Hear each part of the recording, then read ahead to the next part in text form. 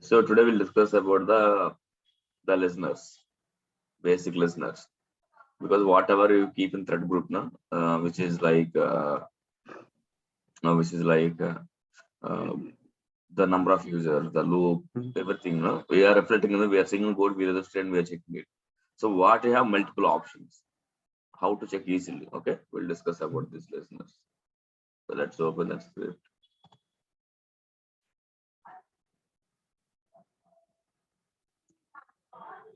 Okay, so currently we are using only one virus history for everything, right? For till now our classes. So we have disadvantages and advantages of this listener. The first thing is this listener only used only for debugging purpose. When you're going for a higher load test or real-time load test, we should not use this listener because this listener will take a lot of memory than compared to other things. So when you're going for higher load, it's always advisable to save the or limit the memory. Correct. Okay. Why it's taking more memory? Because if you click on run button, if you see, let's disable the thread lifetime. Okay. It's kind of extended log kind of thing through the load runner, right? It captures every request and response and makes it use. Yeah. So it's request and response, right? For this one, it is taking more time. Okay. So to display for each and every user and for each and every API, it takes a lot of memory to display here. So that's why we should avoid it. And same thing, you might see here in the console as well. Here they don't mention here. Okay. But generally we should avoid. Okay. We should avoid for the view result tree when we execute the test. Yep. Okay. So, but then for debugging purpose only, it will help us because this is a place where we only find out how our script is running and what went wrong. Is there any variables are passing or not correctly? Everything will come here because here we have request, response, and metrics. And apart from that, here we have different types of views. Tester is there, JSON is there, HTML, JSON bound, everything you can see here. Okay. So once a script is finalized, before till that part, we will use view result tree. But once our script is ready, we will go with other listeners. So what are other listeners we have? Okay, I'm switching off video. Okay. Yeah.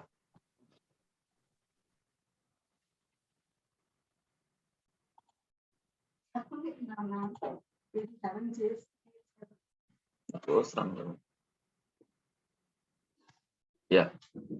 Okay. So let's see here. So first thing is thread name. Okay. You can see here thread name 1 and 1. Hello. Yeah. Yeah. Okay. Yeah. And you can see sample start. Sample start nothing but when our script got started. Okay. And next is the load time, where load time nothing but response time. So it's a 1.6 second. So in JMeter, by default, all the units of response time will be in milliseconds. Okay. So load time, average time, response time, all are same. They represent the response time only by default in milliseconds. Correct. And connect time, we'll discuss in the next as a connect time and latency. And size in bytes, sent in bytes. So if it is you're downloading any file, right, it will be higher. Otherwise, it will be not normal. This 4 KB. And again, what you're sending. Okay. And response code. What our application tells you. I mean, whether pass, fail based on the code and response message. So this is a common details where which the server is talking to us in these terms.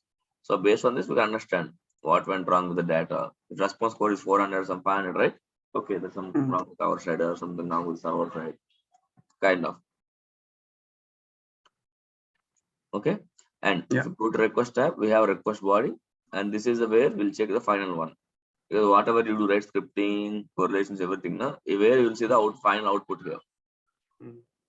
Okay. And response.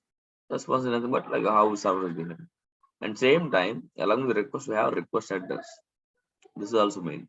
If you miss any header, right, while recording, or if you're doing manually, if there's a chance of missing that, then your application will fail because the server won't understand request without the headers.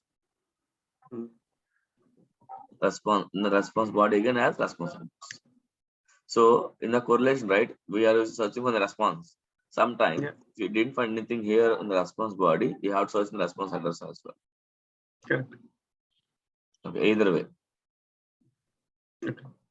Okay, yeah. So once okay, script is stable and we can skip the virtual tree, right? Then we'll go with the listener called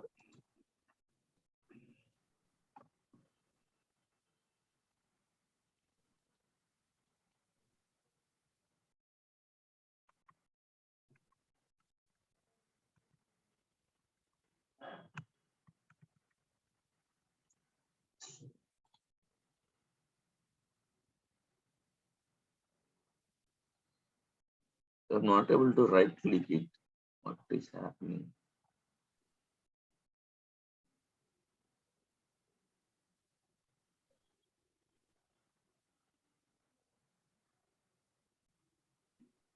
It will open it one more time.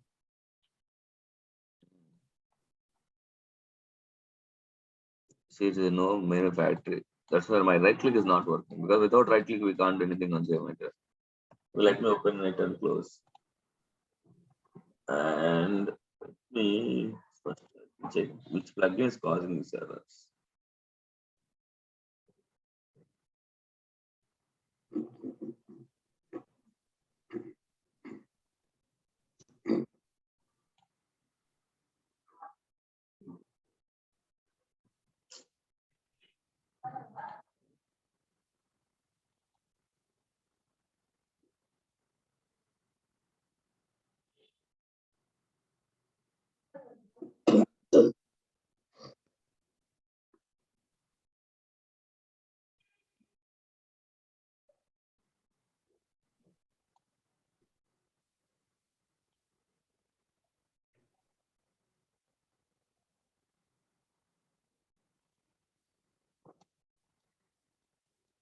Okay, let me download quickly the new JMeter.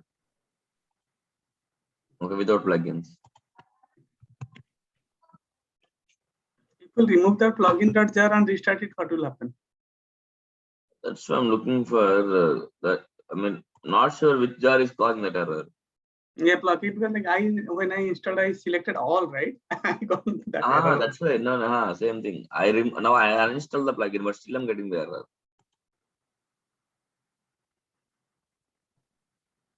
Hmm.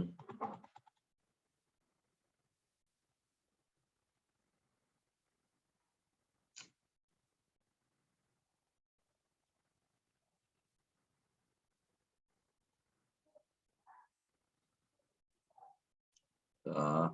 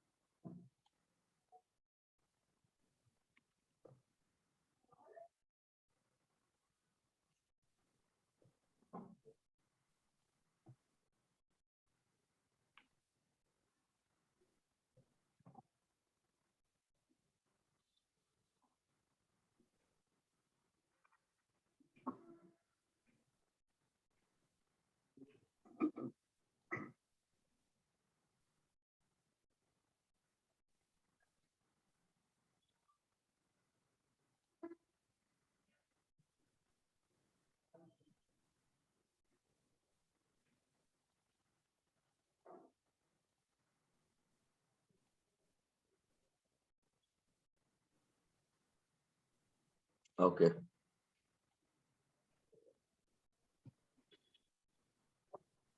Okay. Let's continue. Add in the listener. Next thing is the viewer just table. What is meant by in table means The tree means it will display everything, the tree format, main root, seeds, everything like that. Whereas in table, it will display in a tabular format with limited information. So if I run it now, see, here it won't display the request and response. So in VLOS tree only, in this listener only you can see request and response. There is no other listener which displays these two. Okay. So in this table, we have display the only matrix. Okay, which is common to anywhere. And apart from that, you will see here the latency and connect time. Okay. So what is the latency? Latency is the time, like the network time, you can say. Kind of network delay. Suppose if your application is in the US and you are hitting from the US, you may see 1 second as response time. But same thing, if I application in the US at the same time I'm hitting from the India, I can see 1.5 at least. So there is a point per second that is called latency. Okay, so always suggestible to, if the end users or the audience, right? If there is situation in India, they always suggest to use NA servers, not in the Indian servers. If your application world is using by worldwide, then they should have 3 load balancers in the 3 regions, like Asia Pac, like EMEA region and NA region, so that it will be globally distributed, so that everyone has the same response times. Okay, so the higher our latency, the higher our response time. Okay, and one more thing is connect time. If you see connect time, there is values here and there's some zeros. So connect time is nothing but initially, right? The first, when you hit the application from JMeter to your server, JMeter and server, they don't know each other. Right? So JMeter, I mean the application, right, will send the request server saying that server will ask what type of information required, what are things is there. That we call connection handshake. Yeah. To establish connection handshake, that's we call a connect time. So once connection is established, from next time onwards, there is no connect time because it's already connection established. Yeah. Okay. So while creating the servers, right, we should also keep this mind. So whether every time you want to connect, I mean, you want to check that information or every scenario or every login. So if you have more checks now, your connect time will be there, and connect time is also part of response time. You see here, connect time is 304 and our response time is 1060, and your connect time is 060 and our response time is 644. It got reduced, right, due to this. Yeah. Okay. So both these two are required. Okay. So this is nothing but we results in a table where we can see the start time and our thread group names, everything.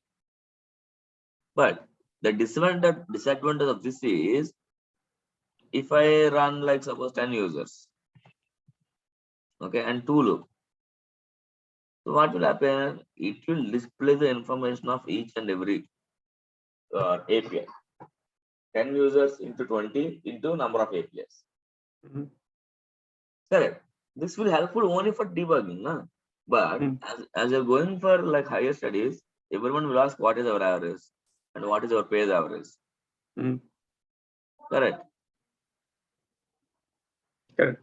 How we will tell here? Here we can't tell, na? Because here see, home page is there, login page is there.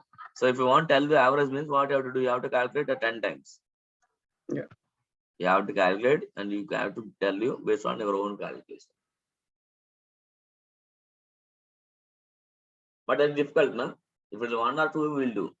So that's why this also will use for debugging purpose only. I mean, someone asks individual user wise, then we'll come to here. So the main thing is the aggregate report.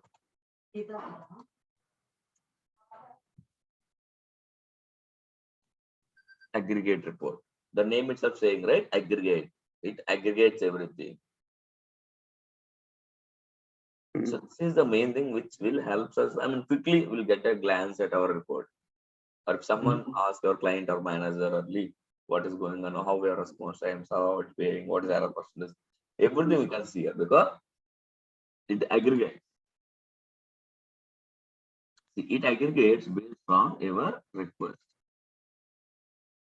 See, it will calculate all the 10 home pages and it do all the calculation and displays here. They were like it will calculate all the login pages, all the character credentials pages, so that we'll get to the average now.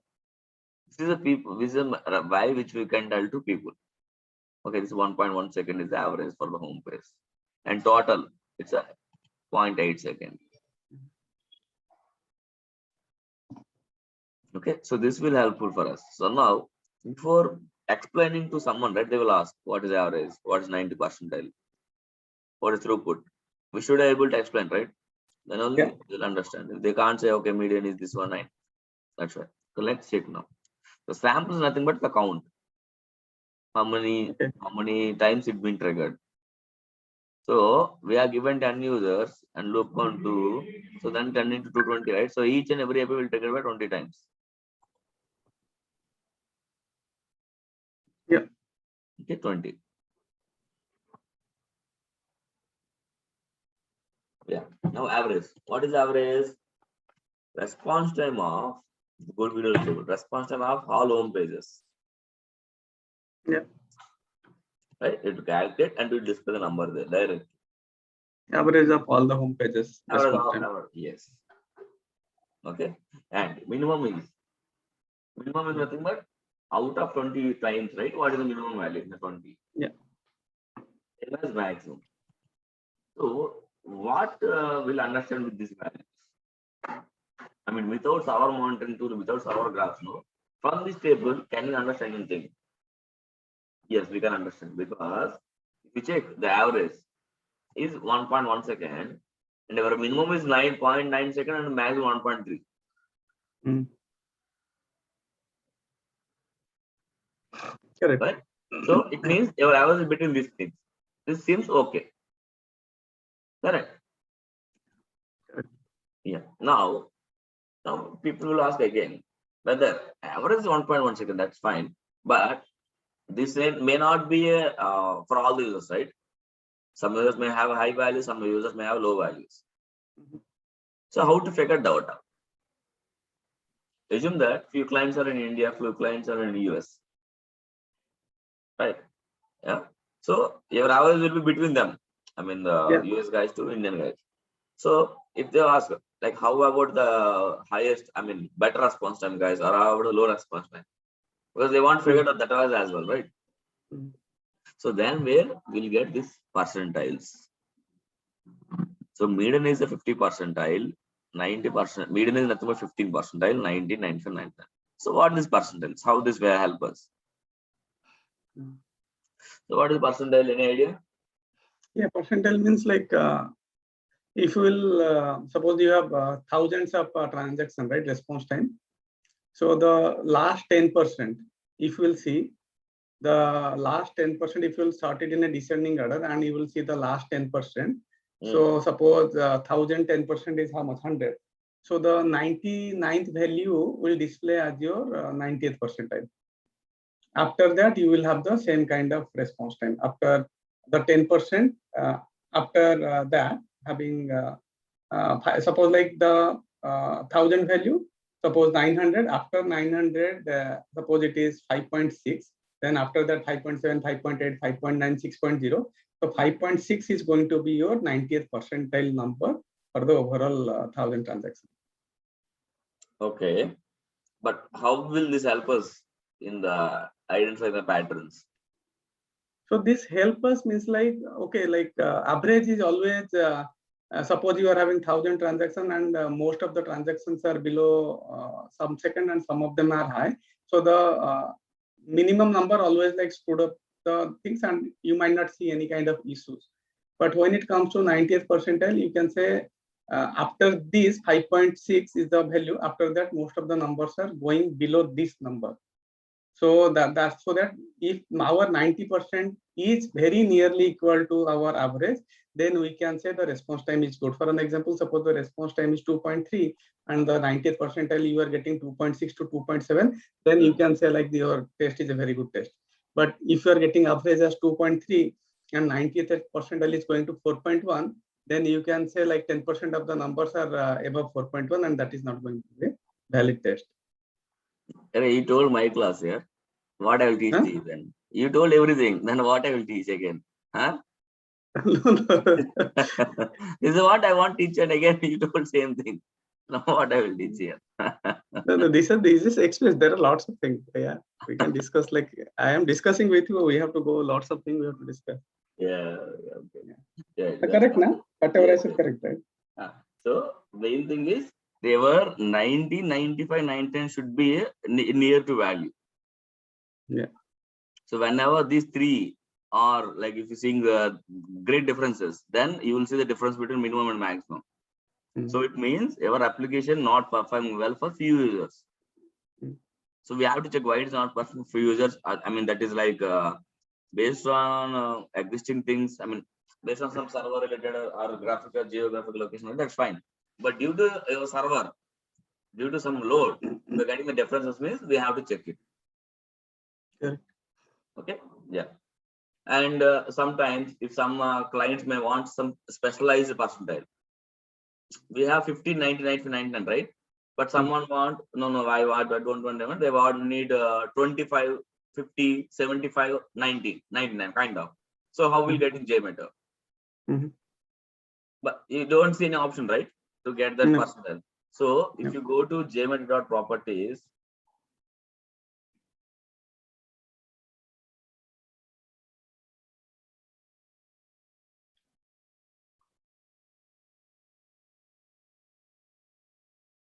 system properties, JMeter.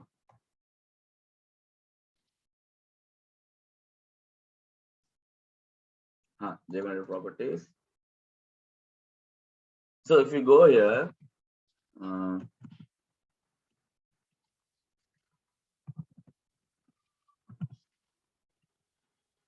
right, you can see here.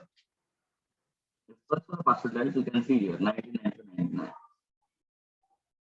Okay, suppose you want 25 number. Yeah.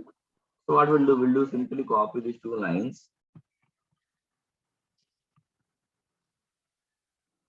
Okay. Make it to 80. Make it to 80%. Whatever, yes. Yeah. And then simply uncomment. Okay. But if this is commented, right, then how it is displaying? No. They are saying that if you want to customize, we can customize in this format. Okay. Okay. Suppose we give here 80.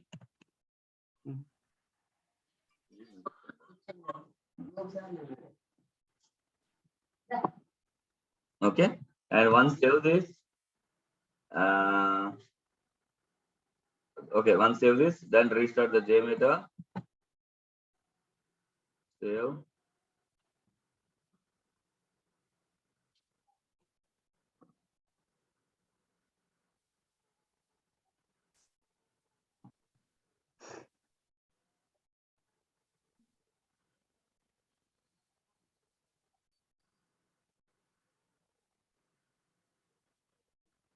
Okay, aggregate report.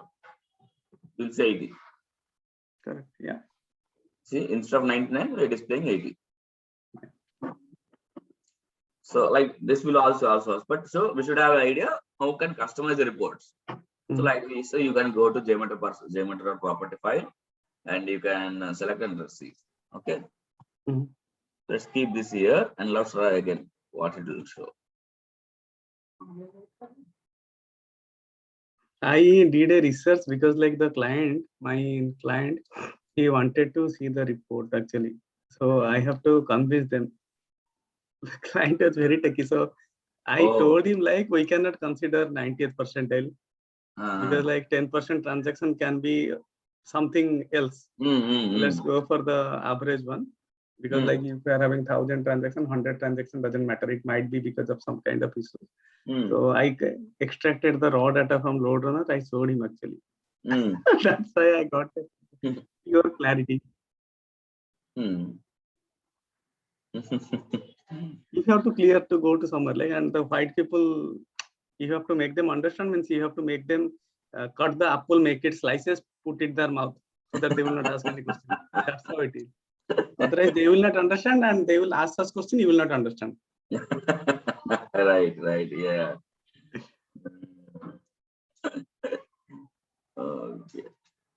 Okay, yeah.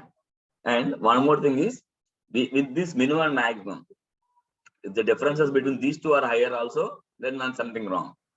Because we're reading the same API. So for each and every user, it should be like in the same way, right? Mm. If you're going in the same route every day, it will take the same time, na? Correct. So if you're having differences, I mean, with minimum and maximum high, little difference means there's something wrong with specific user or specific server. So we can check the server log for that particular scenario and we can get to know something wrong. Yeah. Okay. And the error percentage. Error is nothing but like if out of this 20, anything failed, na, then it will display that error. And again, that average will be calculated averagely and it will display. Correct. Okay. Now next throughput. This is very important.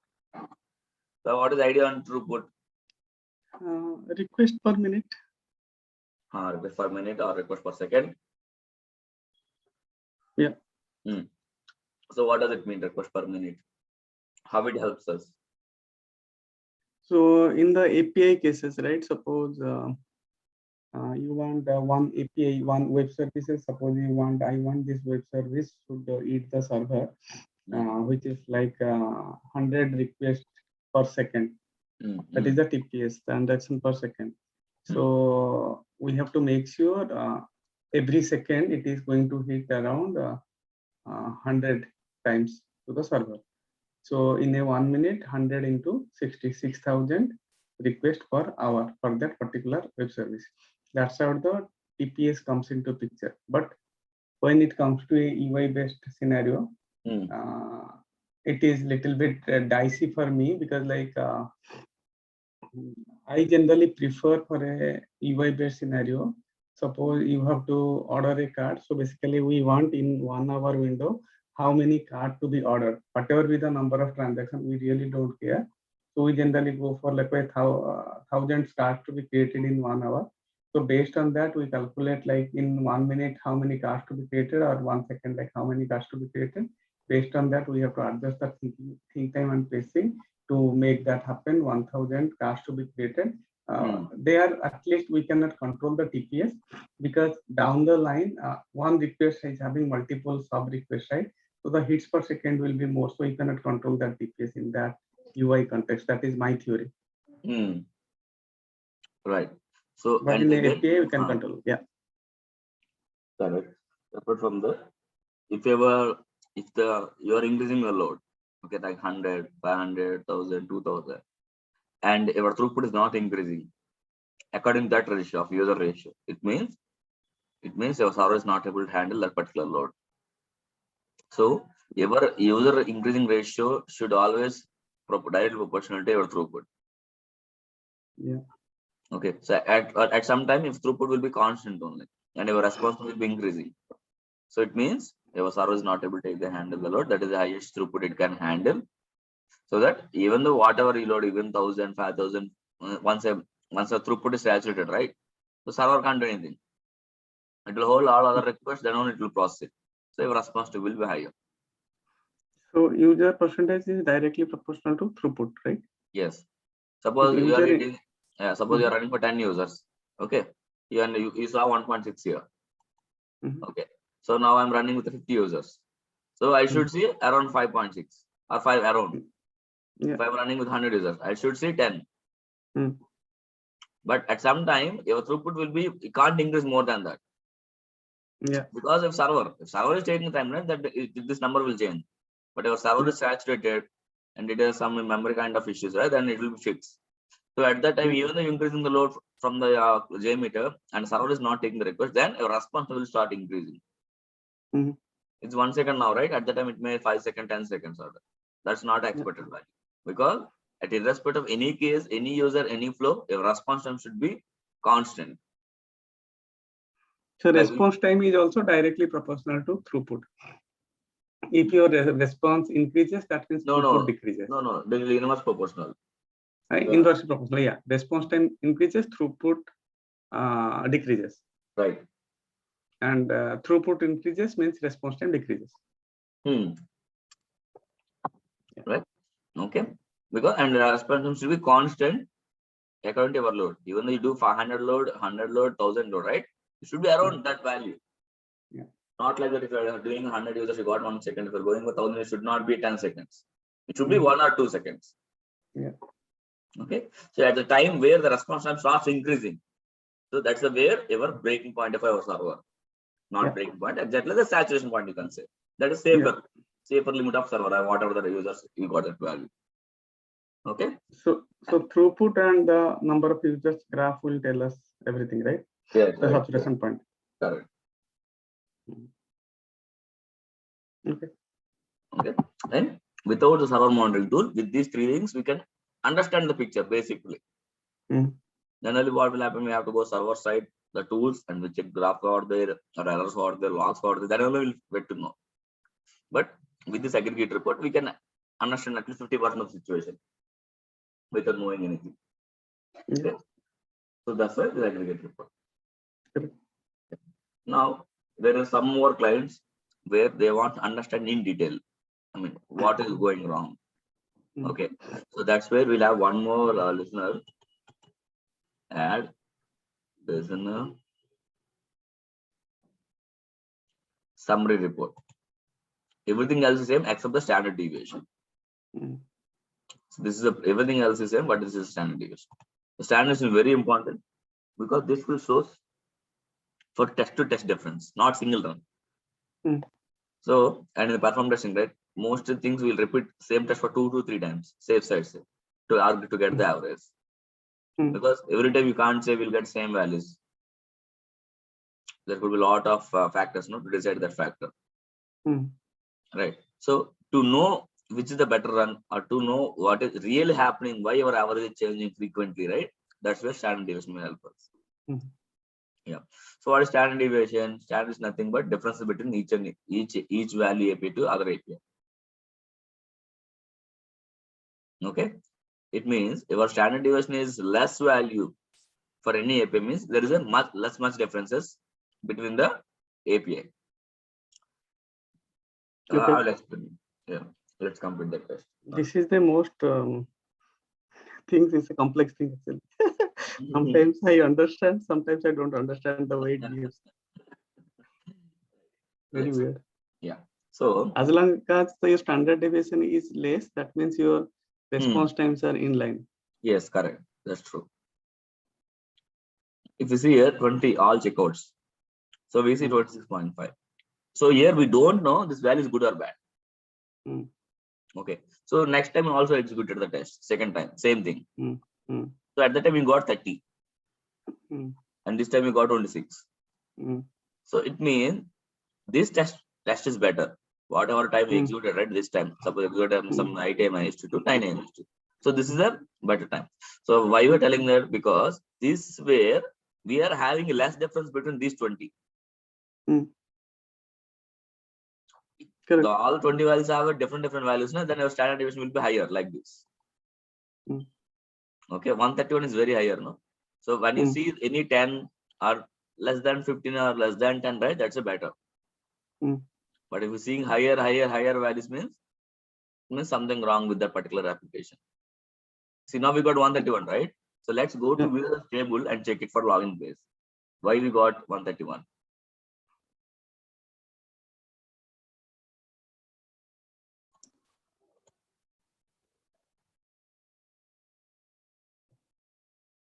Okay, this is a login page.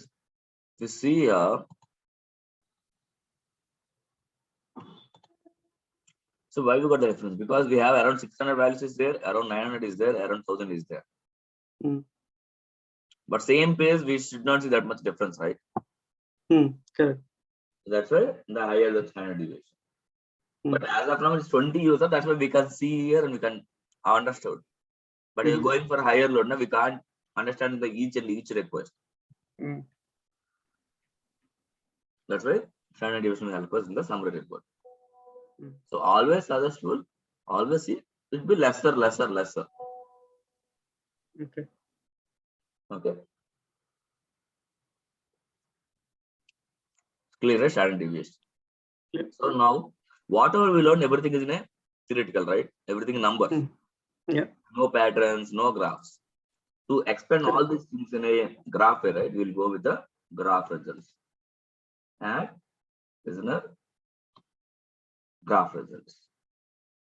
So this is our only learning purpose, and whatever we explain to client, everything, right? We can see everything in one single shot. We don't have to go for multiple listeners or multiple data, because most of the clients may understand the graphs than the numbers. Correct. So first we'll explain with the graph. If still they want to more detail, then we'll go with our results. Which anyway, it will be there. Yeah. Okay, let's see. So here I will uncheck this data or uncheck our median. 50% are not required. I want to consider only average, deviation, and true.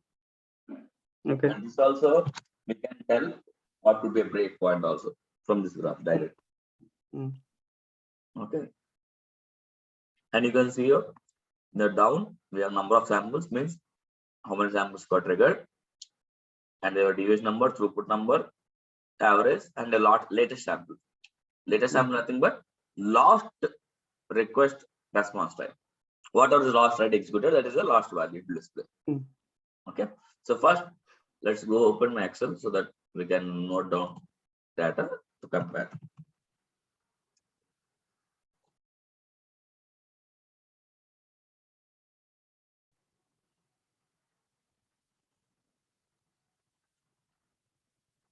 Users, response time, throughput, deviation.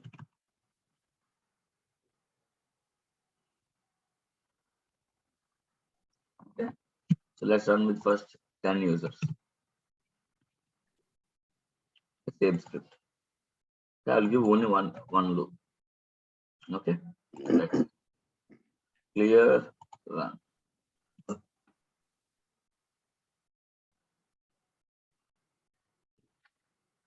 So you have observed, right? The response time graph will always start from the starting, not from the down. It will always start from the upper value. And the throughput, it's green, which always start from the down. Any idea on why? Means like from the ramp up to steady state, it will go one, means a single user to one by one, right? One by one to when all users are in the system. Right. So then why response time should start from 0? Why it's starting from the higher? The response time for one user or multiple users, it should be average, should be same all the time, right? That's why it will start from the down, it should run the up. Okay. So now if you see here, your deviation was slowly, steady, but suddenly it got increased and stable. Because of maybe ramp up, right? That could happen. That's fine. And our throughput is 569 per minute, 569 requests per minute. Okay, and average is 970. Now let's note down these values. What is response time? Average 970 milliseconds. Throughput 569 per minute. Deviation 100. Okay. Now if I'm running with 50 users, so generally what will expect? My response should be around same, and my throughput should be directly proportional, right? It should be around 15,500, around 2,500, around. And my deviation should be better than 100 or 200. That's what I'm expecting. Correct. If everything went well, let's run with 50 users. That's it. So this is dummy application. That's why I can run with 50 or 100. Okay. Go to graph results.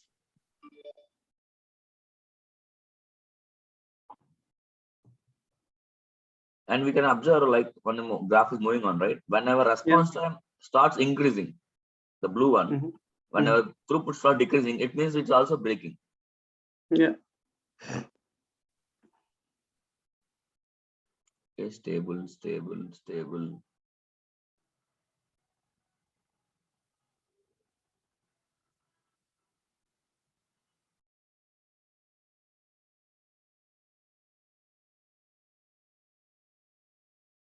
Okay, so test is done. And throughput starting getting stabilized and response time okay, but slowly it's okay, better. Let's compare. Response time is 2613. Throughput 949. Deviation 1451. So these are not a proper one values, because your throughput should be around 2500. Yeah. And our user should at least around 1000. But here it says 2613. That's why that's why the throughput got decreased to balance this one. Mm. And it means your application not supporting 50 users. Simple. Simple, yeah. Yeah. So we'll check the logs and we'll check the memory, we'll check the CPU cycles and figure out why it is not supporting 50. What happening? So then what we'll do? Now again we'll do with 30. Okay. So we'll do 30, and if you want to reset the server graphs, everything, that's fine. Otherwise, we'll simply do 30 again. Because sometimes if the CPU cycles got stuck there, all right, even you run with 1 user also, you'll get higher values. Okay. Now let's clear and run for 30.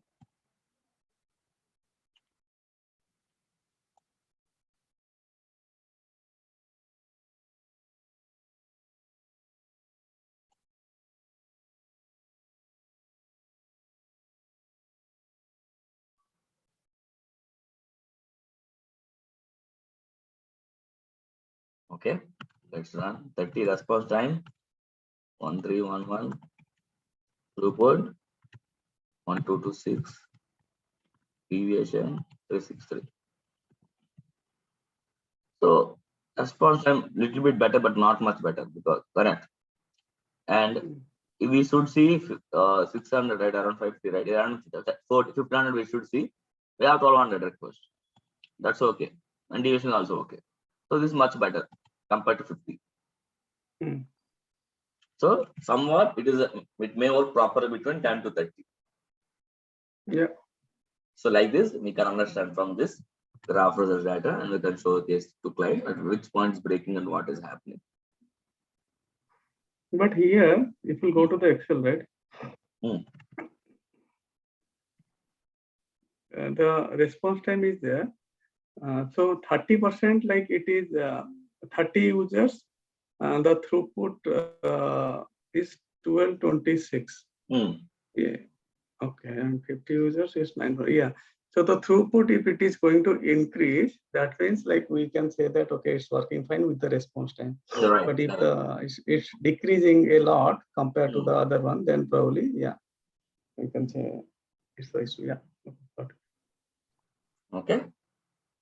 Yeah.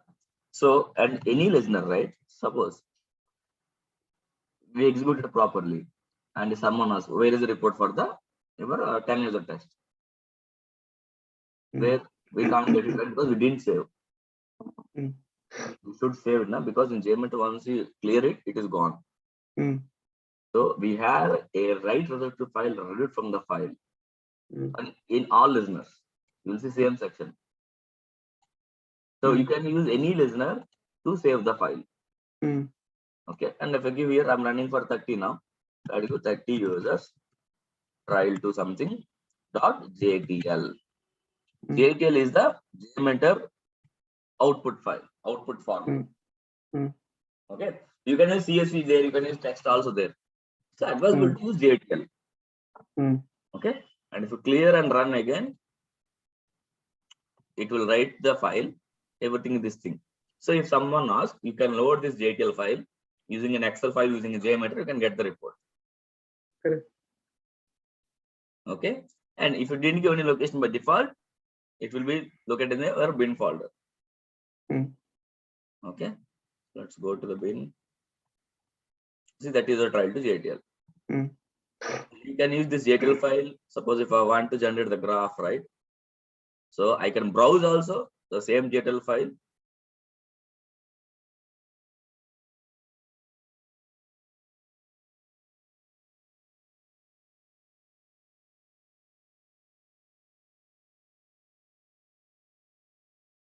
It is displaying these things only. Okay, fine. Now let's aggregate. Let's load an aggregate report. See, You got Yeah. all that. Otherwise, Yeah. you can open this file in Excel as well.